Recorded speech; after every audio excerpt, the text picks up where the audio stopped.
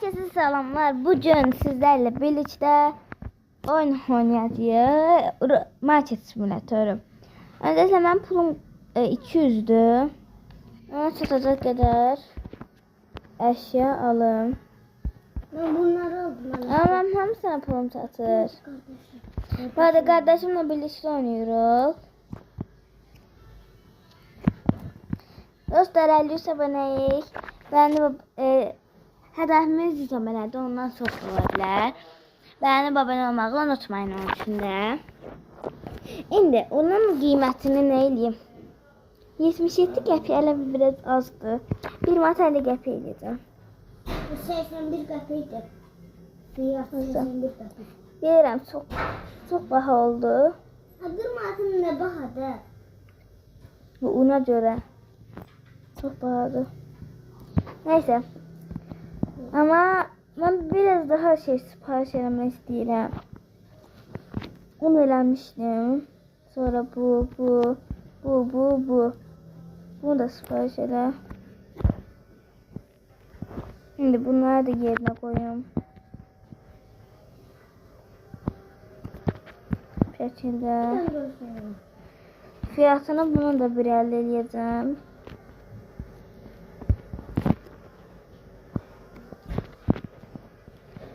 Yani sonra zeytinyağı.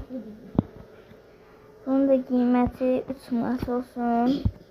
Ne kadar şeyler aldım. Çok batıl elədim marketi. Ne kadar şey aldım ben. Sonra buradan bu şekilde çörəklərimizin qiyməti 1 manat 4 qəpiklə. Bunu da bir əldə eləyək. Sonra bu nədir? Gevrek. Sütlə yiyilən bir şey. Adı yadımdan çıxdı ama. Yox ha. Makarondur. Bunun qiymətini 1 manat eləyək.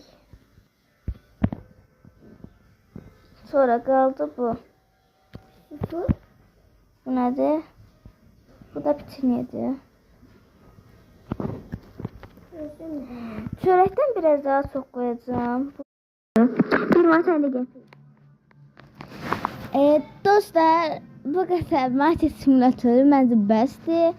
Bir sonraki səfərə görüşmək üzere. Bu arada adımı görürsünüz üstdən. O arada ben de Roblox'ta isteği atabilirsiniz. Qəbul edəcəm. Hətta bir nəfər mənə isteği atıbdı. Onu qəbul elədim. Neyse, bu kadar bəsdir. Bir sonraki səfərə görüşmək üzere. Görüşərik.